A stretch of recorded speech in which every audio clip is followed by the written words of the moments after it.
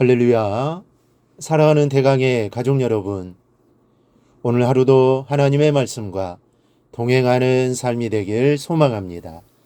오늘 함께 나눌 하나님의 말씀은 갈라디아서 5장 16절 말씀입니다. 내가 이르노니 너희는 성령을 따라 행하라. 그리하면 육체의 욕심을 이루지 아니하리라. 아멘. 모 교회 목사님께서 새로 부임하시게 되었습니다.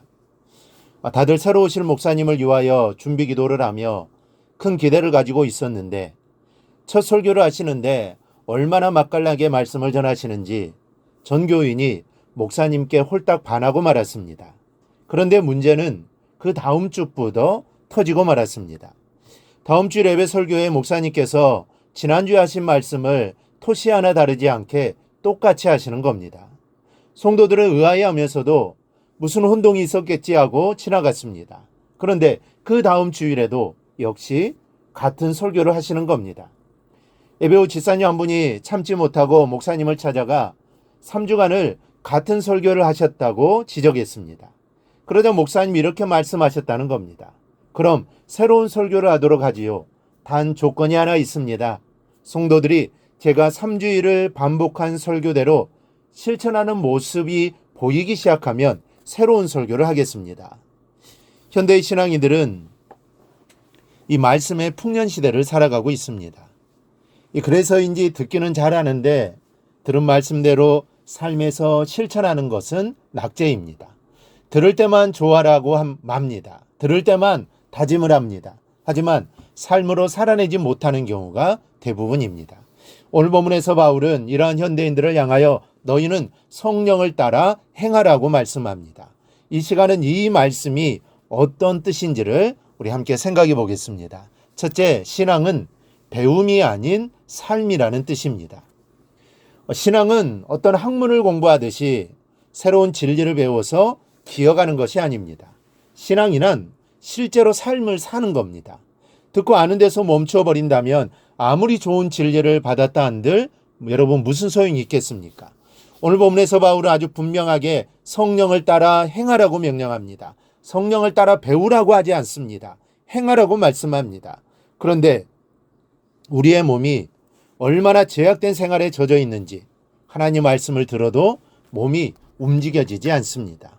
여러분, 하나님께서 우리에게 요구하시는 목표는 복음이 생활에 스며드는 것입니다. 그리고 하나님께서는 성령을 통하여 우리의 몸을 설득하여 하나님의 뜻을 실천하도록 하십니다.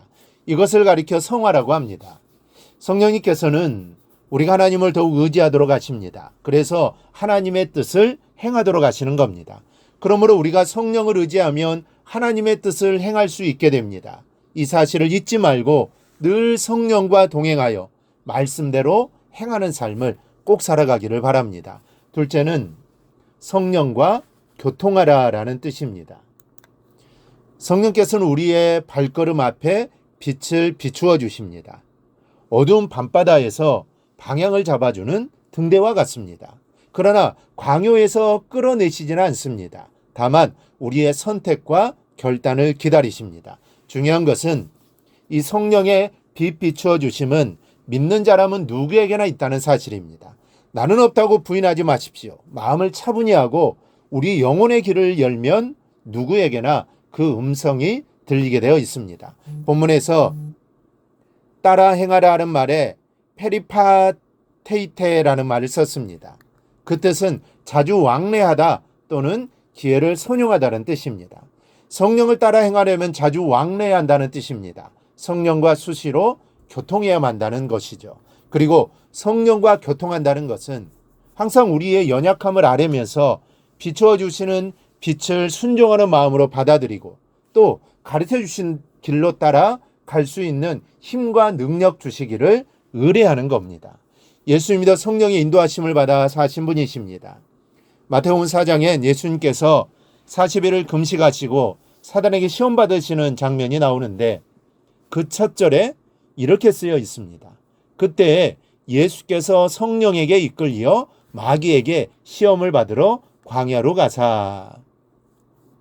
예수님께서는 공생애를 시작하시는 중요한 첫 순간부터 성령에게 이끌리셨다는 겁니다. 그런데 하물며 우리가 무슨 능력이 있다고 성령의 인도하심을 외면하고 승리할 수 있겠습니까? 예수님도 성령의 빛을 따르셨으니 우리도 예수님의 뒤를 따르려면 역시 성령의 인도하심을 따라야 합니다. 인도하심을 따를 때 주님의 일을 할 수 있고 결국 하나님께 영광이 됩니다. 이 사실을 기억하고 늘 성령과 동행하는 삶을 살아가기를 바랍니다. 셋째, 성령께서 우리 자신을 다스리시도록 하라는 말씀입니다. 유명한 부흥사 무디가 크게 활동할 때의 이야기입니다.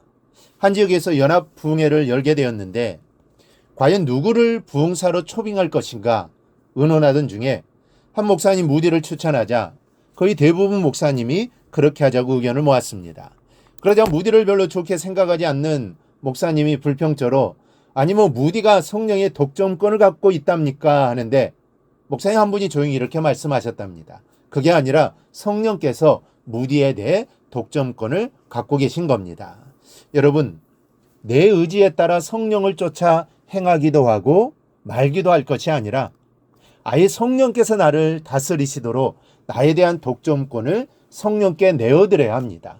여러분, 맡겨야 합니다. 그럴 때 내가 하나님의 큰 역사를 이룰 수 있는 귀한 그릇이 될 수 있습니다. 이 사실을 깨닫고 성령의 인도하심에 귀를 기울여 기도하는 오늘 하루가 될 수 있기를 바랍니다. 그래야 오늘 하루 성령의 능력으로 충만하기를 바랍니다. 성령으로 충만할 때 오늘 하루의 삶이 복된 삶이 될 수 있고 하나님의 뜻을 이루는 하루가 될 수 있습니다. 오늘 하루 하나님의 뜻을 우리의 삶으로 온전히 드러내는 실천하는 삶이 꼭 될 수 있기를 주님의 이름으로 축원합니다. 오늘 묵상한 말씀을 굳게 잡고 삶으로 실천하며 살아내는 대강의 모든 성도들이 되기를 축복합니다.